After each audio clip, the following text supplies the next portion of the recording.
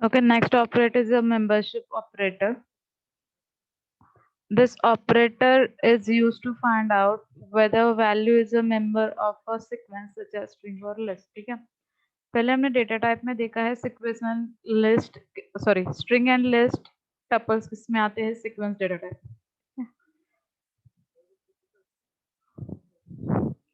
Sequence data type में क्या क्या आता है, स्ट्रिंग, लिस्ट एंड टपल।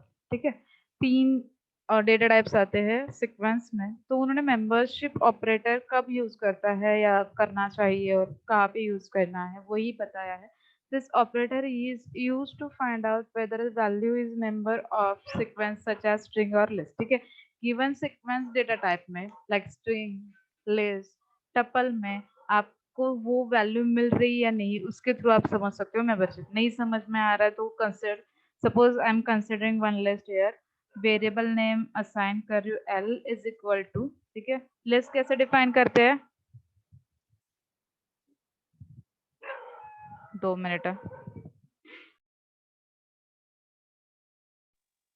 ठीक है, लिस्ट कैसे डिफाइन करते हैं, विद इन स्क्वायर ब्रैकेट। ठीक है, तो एक वेरिएबल क्रिएट कर रही हूँ जिसका डेटा टाइप है लिस्ट। ठीक है, लिस्ट डिफाइन करने के लिए हम क्या यूज करते हैं, स्क्वायर ब्रैकेट। ठीक है, यानी वैल्यू लाइक कोई भी वैल्यू इंसर्ट कर रही हूँ 12, 13, 14। ठीक है, कंपलसरी नहीं है कि सीक्वेंस में ही जाना चाहिए, आपको जो वैल्यू ऊपर नीचे भी लिख सकते हो 56। ठीक है, एंड स्क्वायर ब्रैकेट कंप्लीट। ठीक है, इसका डेटा टाइप होगा लिस्ट। ठीक है, इसका डेटा टाइप क्या है, लिस्ट। लिस्ट कैसे डिफाइन करते हैं, स्क्वायर ब्रैकेट में वैल्यूज लिखने पड़ते हैं। ठीक है, तो उन्होंने क्या दिया है कि आपको जब सीक्वेंस डेटा टाइप में देखना है कि एक वैल्यू इसकी लिस्ट में प्रेजेंट है या नहीं। ठीक है, तो मैं सपोज मैं यहाँ पे एक कंडीशन डाल रही हूँ, फर्स्ट ऑपरेटर है इन ऑपरेटर। ठीक है, उसके लिए एग्जांपल ले रही हूँ, सपोज यहाँ पे लिख रही हूँ 12 इन एल। ठीक है, ये एल है, एल एंड वन में कंफ्यूजन मत क्रिएट करना, ये 12 है, 12 इन एल। ठीक है, मीन्स क्या है, मैं यहाँ पे कंडीशन डाल रही हूँ कि ये जो 12 है इस लिस्ट में प्रेजेंट है या नहीं, या इस वेरिएबल की वैल्यू में प्रेजेंट है या नहीं। ठीक है, तो 12 इन एल। ठीक है, इन ट्रू आउटपुट प्रोवाइड करेगा इन केस 12 जो वैल्यू हमने कंसिडर की है वो गिवन लिस्ट में प्रेजेंट होगी तो। ठीक है, इन मीन्स क्या है, गिवन मेंबर या गिवन वैल्यू लिस्ट के अंदर प्रेजेंट है या सीक्वेंस डेटा टाइप में प्रेजेंट है। ठीक है, तो 12 इन एल मीन्स क्या है, 12 यहाँ पे प्रेजेंट है। ठीक है, तो आउटपुट क्या आएगा, ट्रू। ठीक है, in case I am writing here 45 in L, इसका मीनिंग क्या है, 45 एल के अंदर है, या अनदर सेंटेंस के थ्रू बोल सकते हो 45 is a member of L. ठीक है, तो 45 मैं ऐसे लिख रही हूँ 45 इन एल, इसका मीनिंग क्या होगा कि 45 मेंबर है एल का, मीन्स क्या है 45 इसमें प्रेजेंट है। तो यहाँ पे 12, 13, 14, 56 इतना ही वैल्यू है, 45 नहीं है। ठीक है, तो इसका आउटपुट आएगा फॉल्स। ठीक है, तो मेंबरशिप ऑपरेटर मीन्स क्या है, जो भी वैल्यू आप कंसिडर कर रहे हो वो गिवन सीक्वेंस डेटा टाइप में। अब सीक्वेंस डेटा टाइप में कौन कौन से आते हैं, लिस्ट, स्ट्रिंग एंड टपल। ठीक है, एग्जांपल मैंने यहाँ पे लिस्ट का कंसिडर किया है, given value given sequence data type में मीन्स लिस्ट, टपल या स्ट्रिंग में प्रेजेंट होगी तो वो क्या करेगा, ट्रू प्रोवाइड करेगा इन इन ऑपरेटर। इन ऑपरेटर आउटपुट ट्रू रिटर्न होगा इन केस वो वैल्यू गिवन लिस्ट में प्रेजेंट होगी तो। ठीक है, अनदर एग्जांपल दे रही हूँ, लिस्ट होगी, अब है ना हम स्ट्रिंग लेते हैं। ठीक है, स्ट्रिंग कैसे डिफाइन करते हैं पाइथन में, ये स्ट्रिंग कैसे डिफाइन करते हैं,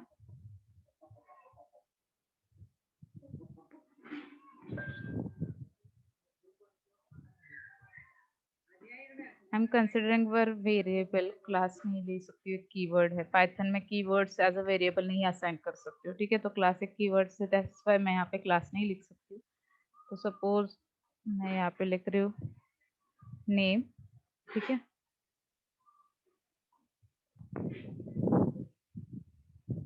name is equal to string data type consider करना होगा तो पाइथन में हमें उसको सिंगल इन्वर्टेड या डबल इन्वर्टेड में लिखना पड़ता है। ठीक है, तो यहाँ पे मैं कोई किसी, सपोज मैं ऐसे ही एस वाई आई टी लिख रही हूँ। ठीक है, name is equal to S Y I T लिख रही हूँ। ठीक है, स्ट्रिंग डेटा टाइप कब डिफाइन होता है, in case you are writing any value within single inverted या डबल इन्वर्टेड। ठीक है, तो यहाँ पे मैंने S Y I T single inverted में लिखा है, मीन्स पाइथन इसको क्या कंसिडर करेगा, स्ट्रिंग। ठीक है, नहीं समझ में आ रहा है, टाइप ऑफ नेम। ठीक है, method to find out the data type of a given variable, ठीक है। तो टाइप ब्रैकेट में पास कर रही हूँ नेम, इसका डेटा टाइप क्या है, स्ट्रिंग, ठीक है। अब हमें क्या करना है, जैसे कंडीशन दी है कि सीक्वेंस डेटा टाइप में आप क्या कर सकते हो, मेंबरशिप ऑपरेटर यूज कर सकते हो।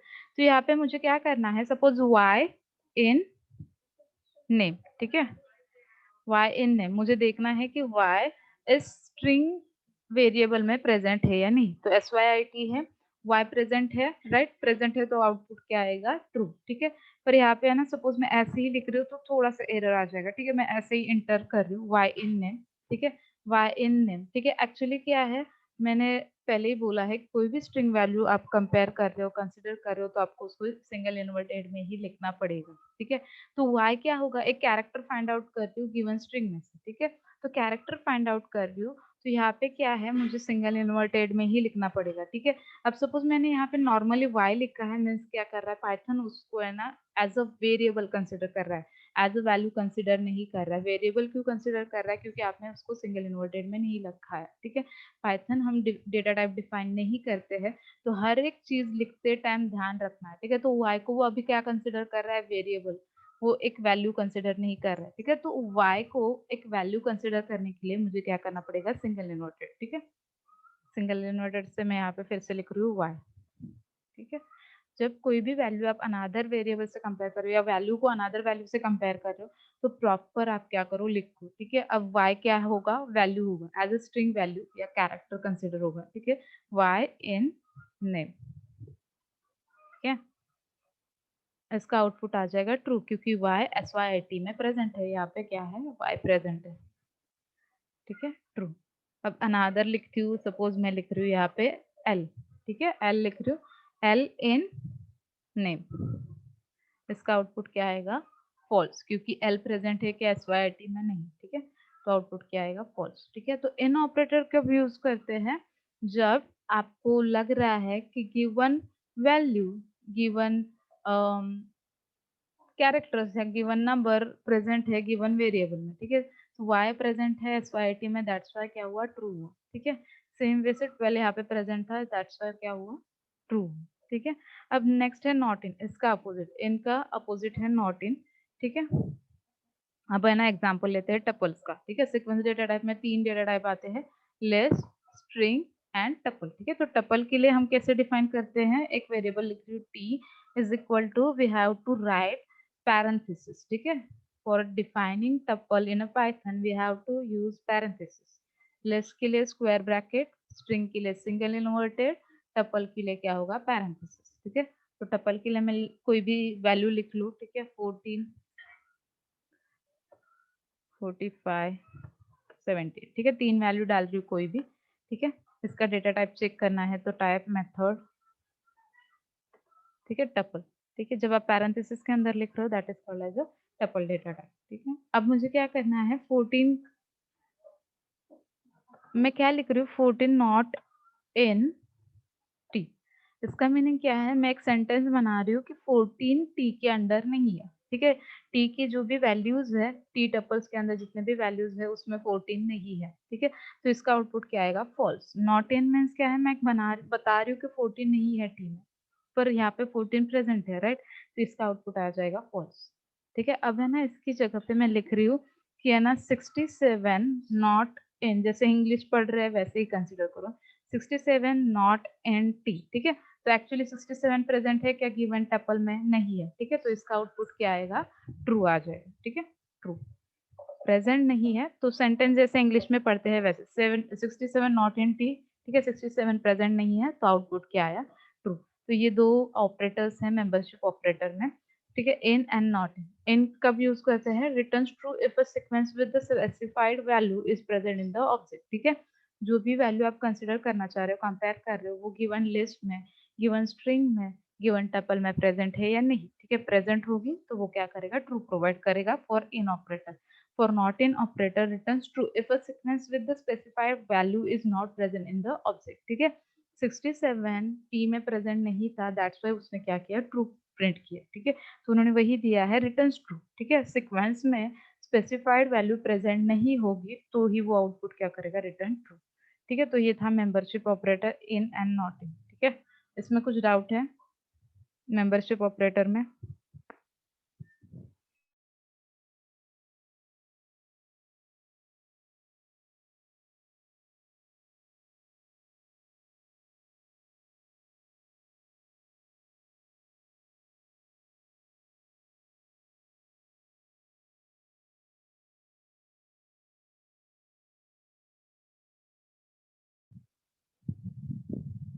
ओके, नेक्स्ट है आइडेंटिटी ऑपरेटर्स।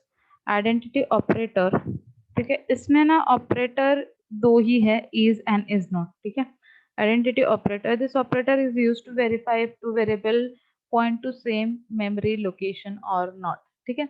अब है ना मैं एग्जांपल ले रही हूँ, उसके थ्रू मुझे बताना है कि क्या आंसर होना चाहिए, ठीक है। एक लिस्ट बना रही हूँ L1, या कैपिटल लिखती हूँ सो दैट कंफ्यूजन ना हो जाए, ठीक है। L1 L1 is equal to list data type create करो, that's why we have to use square bracket, ठीक है। वैल्यू इंसर्ट करो 12, 13, 14, ठीक है। और एक अनदर वेरिएबल क्रिएट कर रही हूँ, name L2 is equal to same value assign करो 12, 13, 14, ठीक है। कंप्लीट किया।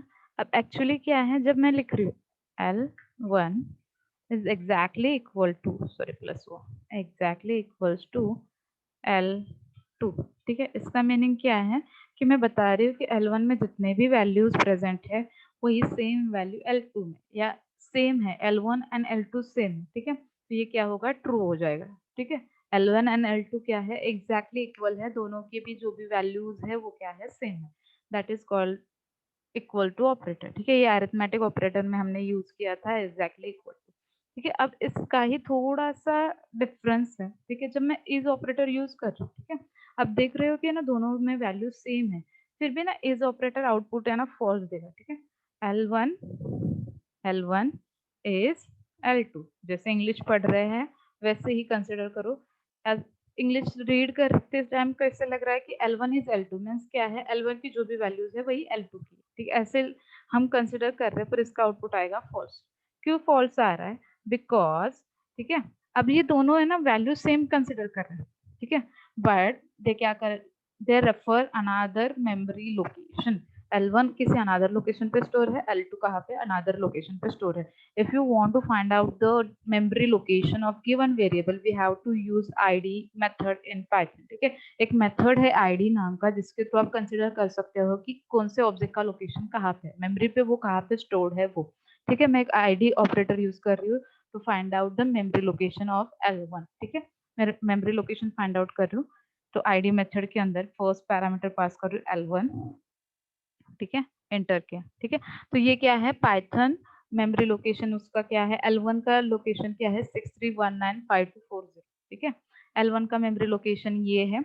अब मुझे देखना है L2 का मेमोरी लोकेशन क्या है, ठीक है। तो मैं यहाँ पे लिख रही हूँ L2, सॉरी ID, तो फाइंड आउट मेमोरी लोकेशन, ठीक है। तो मैं यहाँ पे ID L2, ठीक है, एंटर करें, ठीक है। इसका मेमोरी लोकेशन अलग है 31709736। इसका मीनिंग यही है कि है ना एज ऑपरेटर कब ट्रू प्रोवाइड करेगा, इनकेस दोनों ऑब्जेक्ट का मेमोरी लोकेशन सेम होगा तो, ठीक है। अब आईडी का मेमोरी लोकेशन क्या है, 63 से स्टार्ट हो रहा है, और L2 का क्या हो रहा है 3170 से, दैट्स वाई दोनों की मेमोरी लोकेशन अलग है। दैट्स वाई इज क्या कर रहा है, फॉल्स प्रोवाइड कर रहा है, दोनों के वैल्यू सेम है, ठीक है। दोनों के वैल्यू सेम है पर मेमोरी लोकेशन अलग है, दैट्स व्हाई इज ऑपरेटर क्या कर रहा है, फॉल्स प्रोवाइड कर रहा है। इतना याद रखो, returns true if both variable are the same object. Same object means क्या है, सेम मेमोरी लोकेशन को असाइन होंगे तो ही दो वेरिएबल का आउटपुट इज ऑपरेटर के पास ट्रू आएगा। इसका एग्जांपल देती हूँ, ठीक है। अब मैं क्या कर रही हूँ, L1 एंड L2, ठीक है, ये दो वेरिएबल है, एक मैं थर्ड वेरिएबल ले रही हूँ, ठीक है, L3 वेरिएबल ले रही हूँ, और मैं क्या कर रही हूँ, इसमें असाइन कर रही हूँ L1 को, ठीक है। एक वेरिएबल को मैं क्या कर रही हूँ, असाइन कर रही हूँ, L3 को वैल्यू असाइन कर रही हूँ L1 की, ठीक है। L1 की वैल्यू किसके असाइन की, एक थर्ड वेरिएबल को L3 को, ठीक है। अब मैं इसका मीनिंग क्या है, जो L1 वैल्यू कंसिडर कर रहा है वही L3 में जाएगी, प्लस वैल्यूज के साथ इसके साथ जाएगा L1 जहाँ पे लोकेटेड है वही लोकेशन किसको जाएगा, L3 को।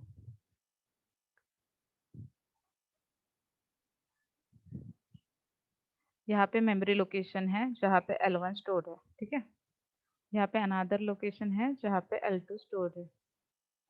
ठीक है, इज ऑपरेटर कब ट्रू प्रोवाइड करेगा, जब दोनों वेरिएबल का लोकेशन सेम होगा। तो अभी दोनों का लोकेशन अलग है, दैट्स वाई वो क्या कर रहा है, फॉल्स प्रोवाइड कर रहा है। ठीक है, फॉल्स प्रोवाइड कर रहा है।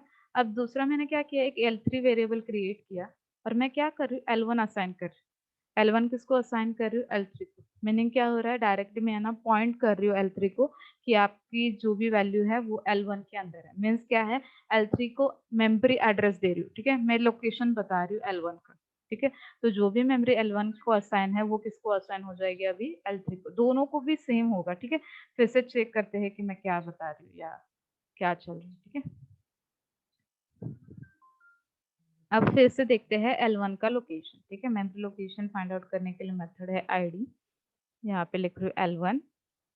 ठीक है, लोकेशन क्या है, सेम है 63195240। ठीक है, अब सेम वे से मुझे L3 का मेमोरी लोकेशन देखना है, तो मैं लिख रही हूँ ID L3। ठीक है, क्या हुआ, सेम 63195240 L1 का था, सेम क्या हुआ L3 का। जब L1 को मैं L3 के अंदर असाइन कर रही हूँ तो L3 क्या कर रहा है, खुद को वहीं पे लोकेट कर रहा है जहाँ पे L1 लोकेटेड है।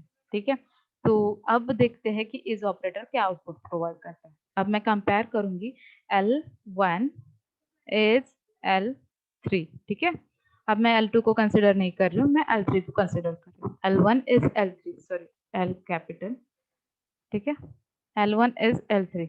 अब दोनों का मेमोरी लोकेशन क्या है, सेम है, तो आउटपुट क्या आएगा, ट्रू आएगा। ठीक है, तो देखते हैं। ठीक है, समझ में आया। इज ऑपरेटर मीन्स क्या है, if two variable provide with same memory address, तो इज ऑपरेटर प्रोवाइड करेगा या इट रिटर्न्स ट्रू। ठीक है, अब सेम वे से इज नॉट। ठीक है, इज नॉट मीन्स क्या है कि सेम लोकेशन नहीं होगा, इसका अपोजिट इज नॉट। ठीक है, तो मैं यहाँ पे फिर से कंपेयर कर रही हूँ, L2 इज नॉट L3। ठीक है, जैसे बोला, सॉरी हाँ, L3 का लोकेशन कहाँ पे, L1 की जगह पे। ठीक है, और L2 कहीं अनदर लोकेशन पे है, या यहीं पे देख लो, L2 का लोकेशन क्या है 3170 और L3 का लोकेशन क्या है 63195240। तो मैं वही सेंटेंस बना रही हूँ कि L2 का लोकेशन L3 का लोकेशन सेम नहीं है, L2 इज नॉट L3। ठीक है, तो इसका आउटपुट आ जाएगा ट्रू। अब वहीं पे मैं लिख रही हूँ L1 इज नॉट L3। ठीक है, इसका मीनिंग क्या है, मैं बता रही हूँ कि L1 का एड्रेस L3 का एड्रेस सेम नहीं है, तो यहाँ पे आउटपुट आएगा फॉल्स। ठीक है, यहाँ पे आउटपुट आएगा फॉल्स, क्योंकि L1 and L3 same memory location पे क्या है, स्टोर है। दैट्स वाई उसका आउटपुट आया फॉल्स। ठीक है, तो आइडेंटिटी ऑपरेटर में कुछ डाउट है?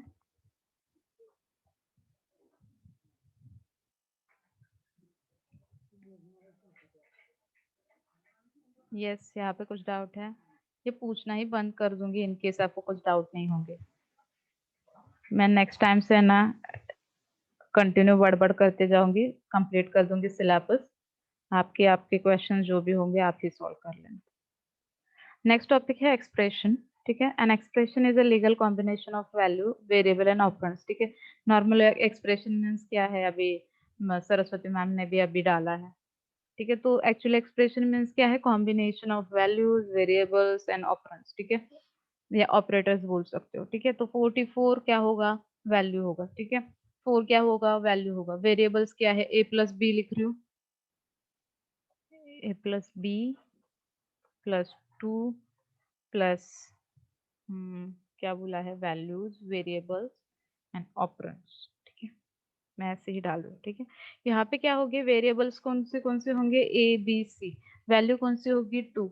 Operand and operators. ठीक है, ऑपरेंड मीन्स क्या है, ये ए बी टू सी, ये ऑपरेंड ही आएंगे। प्लस यहाँ पे क्या कर रहे हैं, हम ऑपरेटर यूज कर रहे हैं, तो इसको क्या बोलते हैं, एक्सप्रेशन। ठीक है, every expression consist of at least one operand and can have one or more operators. ठीक है, तो कोई भी एक्सप्रेशन आप कंसिडर कर रहे हो, एटलीस्ट उसमें वन ऑपरेंड होना चाहिए। वन ऑपरेंड मीन्स क्या है, इसमें से ऑपरेंड कौन कौन से है, ए बी टू सी। ठीक है, तो कोई भी एक्सप्रेशन आप कंसिडर कर रहे हो उसके अंदर एक तो ऑपरेंड होना चाहिए, प्लस उन्होंने बोला है एक तो ऑपरेंट होना चाहिए, प्लस मोर ऑपरेटर्स होने चाहिए, एटलीस्ट वन ऑपरेंट। ठीक है, at least one operand and can have one or more operators. ठीक है, तो यहाँ पे मैं कुछ डाल रही हूँ, प्लस मल्टीप्लीकेशन, तो that is called as a expression. ठीक है, तो इसके लिए टाइम वेस्ट नहीं करूंगी, ये नॉर्मल है एक्सप्रेशन मीन्स व्हाट। नेक्स्ट है interactive mode and script mode. ठीक है, interactive mode and script mode 2-3 bar repeat हुआ है। इंटरैक्टिव मोड मीन्स क्या है, पाइथन पे जब आप आइडल ओपन कर रहे हो, ठीक है, आइडल ओपन कर रहे हो, जो मैं यहाँ अभी लेक्चर में पढ़ा रही थी जिस पार्ट पे, ठीक है, कुछ भी स्मॉल कोडिंग करना होगा तो मैं यहाँ पे लिख सकती हूँ ए इज इक्वल टू 5 लिख के, 4 लिख के, जो भी करना है, ए की वैल्यू प्रिंट करनी है, मैं क्या कर सकती हूँ, इंटरैक्टिव मोड यूज कर सकती हूँ। इंटरैक्टिव मोड में क्या है, for use, interactive mode use for small coding या डीबगिंग एंड टेस्टिंग। ठीक है, और अनादर था स्क्रिप्ट मोड। स्क्रिप्ट मोड में क्या था, हम फाइल में जाके, जो प्रैक्टिकल में हमने पढ़ा था, फाइल में जाके न्यू फाइल क्रिएट करके यहाँ पे कोडिंग लिखते थे, उसको सेव करते थे, उसके बाद रन करते थे, उसको बोलते हैं स्क्रिप्ट मोड। ठीक है, एक फाइल बना के आप उसके अंदर कोड लिख रहे हो और उसके बाद उसको एग्जीक्यूट कर रहे हो, that is called as script. ठीक है, actual developer script mode use करता है, और इंटरैक्टिव मोड कब यूज होता है, जब हमें स्मॉल कोड या टेस्टिंग करनी होगी या डिबगिंग करनी होगी, तो अब यूज करते हैं इंटरैक्टिव मोड। ठीक है, the script mode is the mode where the scripted and finished dot py files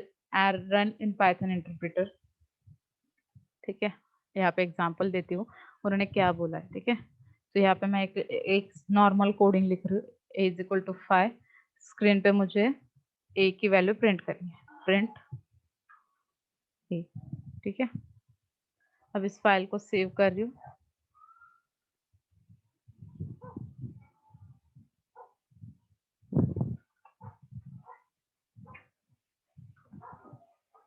ठीक है, डेमो 3 एंड सेव कर रही हूँ। तो उन्होंने क्या बोला है, स्क्रिप्ट मोड मीन्स क्या है, आप क्या कर रहे हो, एक न्यू फाइल जनरेट करो, जैसे मैंने यहाँ पे न्यू फाइल जनरेट की, और उसको क्या करे, उसके अंदर कोडिंग लिख रही हूँ। ठीक है, कोडिंग लिख रही हूँ, where the scripted and finished dot py files. ठीक है, स्क्रिप्टेड मीन्स क्या है, इसके अंदर कोडिंग लिख रही हूँ, और जब सेव कर रही हूँ तो इसका एक्सटेंशन क्या आ रहा है, .py, demo3.py। ठीक है, तो उन्होंने स्क्रिप्ट मोड मीन्स क्या बोला है, the script mode is the mode where the scripted and finished .py files are run in a Python interpreter. अब इसको रन करोगे, ठीक है, इस फाइल को अब मैं रन करती हूँ।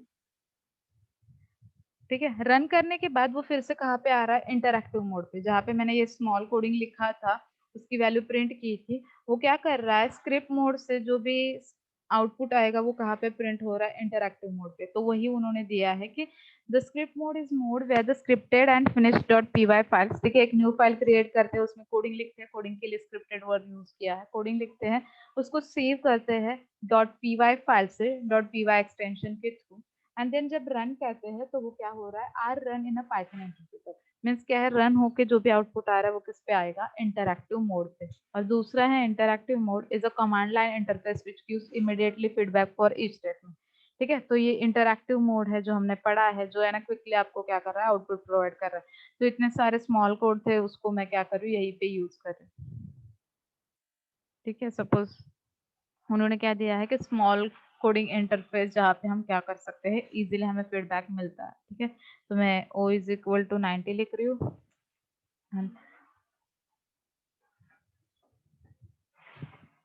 ठीक है, o प्लस b, क्या है, यहाँ पे क्विकली आउटपुट आ रहा है। तो इंटरैक्टिव मोड क्या है, कमांड लाइन इंटरफेस है जो आपको क्विकली फीडबैक देता है एज पर योर स्टेटमेंट या एज पर योर एक्सप्रेशन। ठीक है, तो ये दो मोड थे, interactive mode and script mode.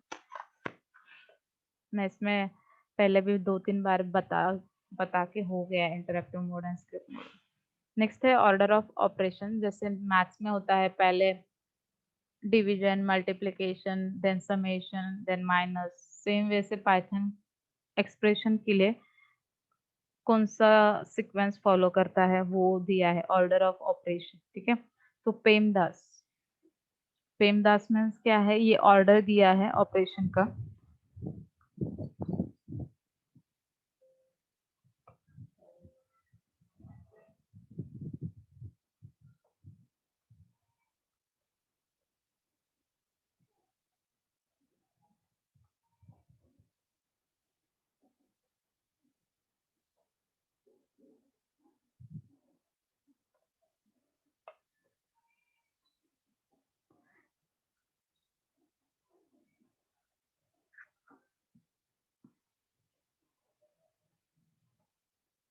ठीक है, इसका मीनिंग मैथ्स के जैसे ही है।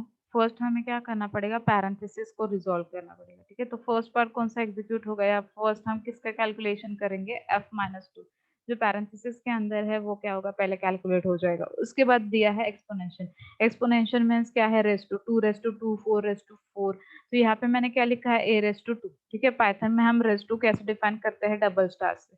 तो a रेस टू 2 मीन्स क्या होगा, एक्सपोनेंशियल। तो पहले क्या एग्जीक्यूट होगा, ये पार्ट पैरेंथेसिस के अंदर, उसके बाद एक्सपोनेंशियल एग्जीक्यूट हो जाएगा या कैलकुलेट हो जाएगा। उसके बाद होगा मल्टीप्लिकेशन पार्ट एग्जीक्यूट, ठीक है। और उसके बाद डिवीजन, प्लस एंड माइनस, ठीक है। अभी यहाँ पे डिवीजन नहीं है तो क्या होगा, प्लस होगा, ठीक है। अब लास्ट में क्या है, माइनस, माइनस के लिए कुछ बचा ही नहीं है, और यहाँ पे जो माइनस है वो ब्रैकेट के अंदर है, दैट्स वाई अब वो कंसिडर नहीं होगा, ठीक है। तो ऑर्डर ऑफ ऑपरेशन जैसे मैथ्स में था वैसे सेम जैसे यहाँ पे पाइथन में PEMDAS, ठीक है। P for parenthesis, E for exponential, M for multiplication, D for division, A for addition and S for subtraction, ठीक है। तो पाइथन एक्सप्रेशन एग्जीक्यूट करते टाइम, कैलकुलेट करते टाइम स्टार्टिंग कहाँ से करता है, पैरेंथेसिस, ठीक है। पहले पैरेंथेसिस एग्जीक्यूट करता है, उसके बाद exponential that is raise to, then होगा multiplication, division, addition and subtraction, ठीक है। नेक्स्ट है कीबोर्ड इनपुट।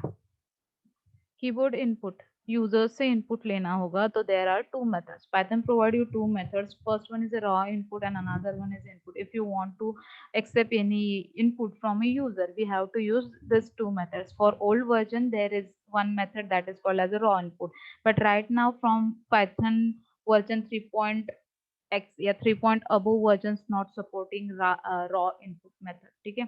तो पाइथन में दो मेथड से जिसके थ्रू यूजर से इनपुट ले सकते हो, पर raw input is use an old version of Python.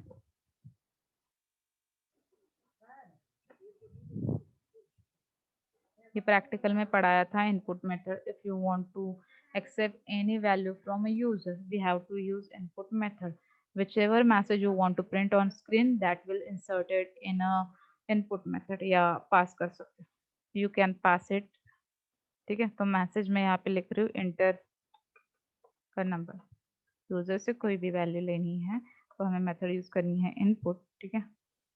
और उसके अंदर जो भी मैसेज आपको स्क्रीन पे प्रिंट करना है, ठीक है। तो इंटर अ नंबर, तो क्या कर रही हूँ, इंटर, ठीक है। तो यहाँ पे मैसेज आ गया, इंटर अ नंबर। तो ये क्या कर रहा है, वेट कर रहा है यूजर कुछ वैल्यू इंसर्ट करे, ठीक है। तो इसकी वजह से इसको बोलते हैं कीबोर्ड इनपुट, ठीक है। इनपुट मेथड यूज करते हैं जब यूजर से कुछ वैल्यू एक्सेप्ट करनी है। तो मैं यहाँ पे कुछ 56 डाल रही हूँ और इंटर बटन पे क्लिक कर रही हूँ, ठीक है।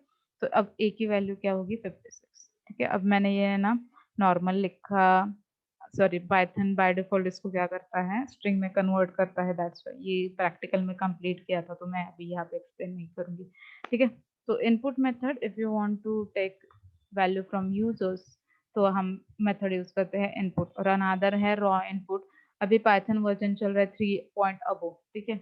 अब जब पाइथन का वर्जन 2 पॉइंट के रेंज में था, ठीक है, तो मैं 2.x लिख रही हूँ। कंसिडर करो कि पाइथन का जो भी 2 के वर्जन थे तब तक रॉ इनपुट चल रहा था, अभी रॉ इनपुट मेथड नहीं चलता है, ठीक है। तो पाइथन के बुक में उन्होंने वैसे ही डाला है। तो इन केस आपको लग रहा है कि मैम कंसिडर नहीं कर रहे, आपको देखना है तो आप कर सकते हो। रॉ इनपुट में यहाँ पे टाइप कर रही हूँ, एरर आ जाएगा, रॉ इनपुट, ठीक है। मैसेज वैसे के वैसे,